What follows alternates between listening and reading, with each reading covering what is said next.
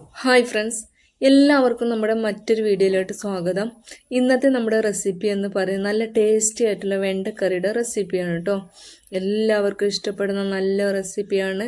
ചോറിൻ്റെ കൂടെ കഴിക്കാൻ പറ്റിയ നല്ലൊരു കറിയാണ് കേട്ടോ. അപ്പോൾ നമുക്ക് വേഗം റെസിപ്പിയിലോട്ട് പോവാം. ഞാനിതാ ഇവിടെ വെണ്ടയ്ക്ക് നല്ല പോലെ ക്ലീൻ ചെയ്ത് വെച്ചിട്ടുണ്ട്. വെണ്ട എപ്പോഴും മുറിക്കുന്നതിന് മുമ്പ് നല്ലപോലെ ക്ലീൻ ചെയ്തെടുക്കാം കേട്ടോ.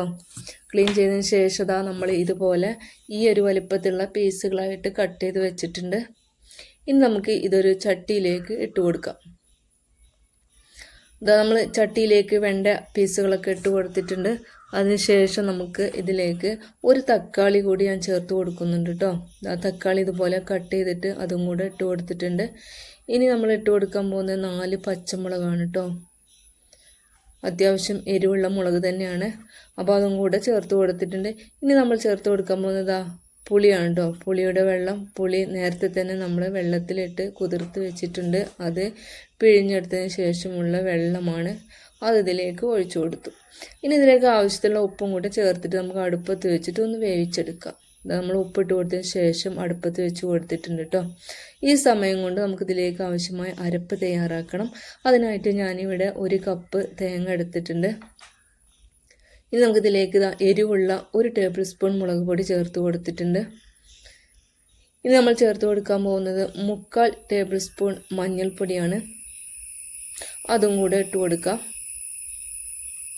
അതിനുശേഷം നമ്മൾ 1/4 ടേബിൾ സ്പൂൺ മല്ലിപ്പൊടിയാണ് കേട്ടോ ചേർത്ത് കൊടുത്തിട്ടുള്ളത്.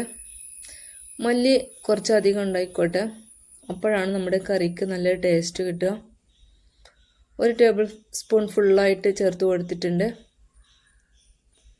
പിന്നെ 1/4 ടേബിൾ സ്പൂണും കൂടെ ഞാൻ ചേർത്ത് കൊടുത്തിട്ടുണ്ട് കേട്ടോ. ഇത് വലിയ ജീരകമാണ് കേട്ടോ.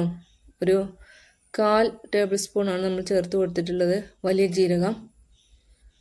ഇനി ഇത് നല്ല പോലെ നമുക്ക് കൈ ഉപയോഗിച്ചിട്ട് ഒന്ന് മിക്സ് ചെയ്തെടുക്കണം. ഇതുപോലെ ഒന്ന് നല്ല പോലെ നമ്മുടെ മസാലകളൊക്കെ ഒന്ന് തേങ്ങയിലൊന്ന് മിക്സ് ചെയ്തിട്ട് ഒന്ന് കൈ ഉപയോഗിച്ചിട്ട് ഒന്ന് മിക്സ് ചെയ്തെടുക്കാം കേട്ടോ. അതിനുശേഷം നമുക്ക് നല്ല പോലെ പേസ്റ്റ് രൂപത്തിലൊന്ന് അരച്ചെടുക്കണം.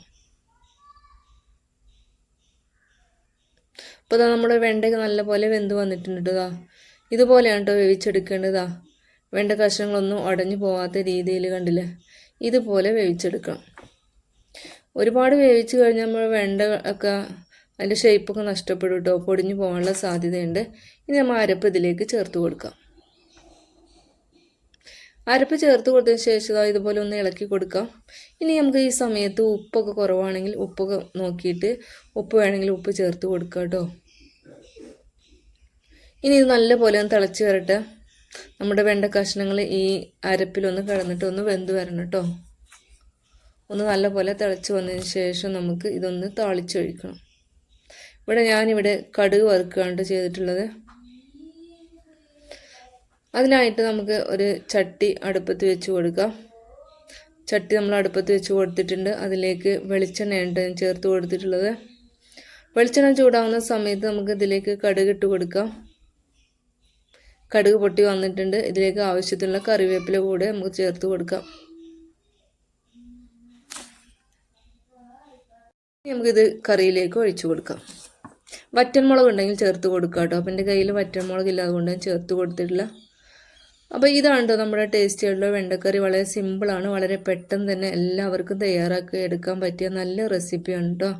അപ്പോൾ എല്ലാവരും ട്രൈ ചെയ്ത് നോക്കുക. നമ്മുടെ വീഡിയോ ഇഷ്ടപ്പെട്ടാൽ ചാനലൊന്ന് സബ്സ്ക്രൈബ് ചെയ്ത് സപ്പോർട്ട് ചെയ്യാൻ മറക്കരുത്. അതുപോലെ തന്നെ വീഡിയോ ഒന്ന് ലൈക്ക് ചെയ്യാനും കൂടെ മറക്കരുത്. അടുത്ത നല്ല വീഡിയോയുമായി വീണ്ടും കാണാം.